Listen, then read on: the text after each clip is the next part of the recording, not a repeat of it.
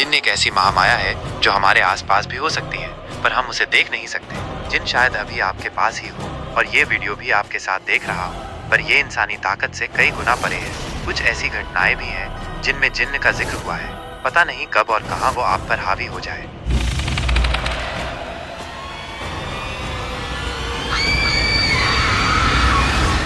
जिन्न शब्द का मूल जिन्न शब्द अरबी भाषा से आया है और इसका मूल अर्थ छिपा हुआ या अदृश्य है। ये इस बात को दर्शाता है कि जिन्नों को आमतौर पर इंसानी आंखों से नहीं देखा जा सकता। कुरान में जिन्नों का उल्लेख है और उन्हें अल्लाह की बनाई गई एक अलग रचना माना गया है।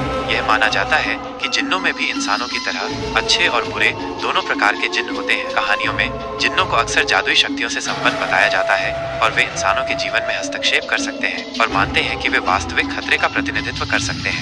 ऐसे में धार्मिक ग्रंथों में कुछ प्रार्थनाओं और मंत्रों का उल्लेख है जो जिन्नों से बचाव में मदद कर सकते हैं। यह ध्यान रखना महत्वपूर्ण है कि जिन्नों के बारे में अलग अलग लोगों के अलग अलग विश्वास हैं। जिन्न हमेशा कब्रिस्तान और शमशान में या वहां रहते हैं जहां इंसानी हस्तक्षेप कम होता है। एक इंसान जिसके पास जिन्न रहता था, अगर आपको ये जांचना हो कि जिन्न कहां पर रहते हैं तो आप एक नींबू में पिन लगाकर उस इंसान के घर चले जाएं। यदि नींबू से खून निकलने लगे तो आपको पता चल जाएगा कि वहां जिन्न मौजूद है। अब हम एक सच्ची घटना की बात करते हैं जहां मैंने भी जिन्न का अनुभव किया है। जिन जगहों पर जिन्न रहते हैं वहां आपको अजीब सी खामोशी और मन में घबराहट का एहसास होगा।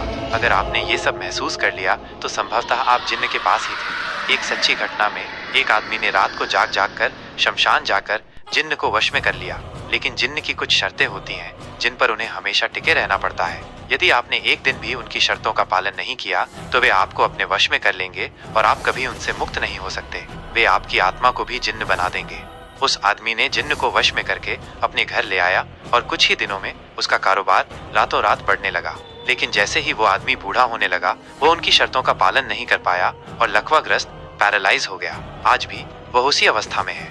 जिन्न से बचने के उपाय: किसी भी खाने पीने की चीज को जमीन पर गिरने से बचाएं, क्योंकि ये जिन्न के लिए पहला निवाला हो सकता है। किसी भी ऐसी जगह जाने से बचें जहां इंसानों का प्रवेश नहीं होता हो। जिन्न को बुलाने के लिए अलग अलग संस्कृतियों और परंपराओं में विभिन्न मंत्रों और विधियों का उल्लेख किया गया है, लेकिन ये ध्यान रखना बहुत जरूरी है कि जिन्न को बुलाने की प्रक्रिया खतरनाक हो सकती है और इसके गंभीर परिणाम हो सकते हैं। सावधानी: बिना सुरक्षा के ऐसे किसी भी मंत्र या क्रिया को करना खतरनाक हो सकता है।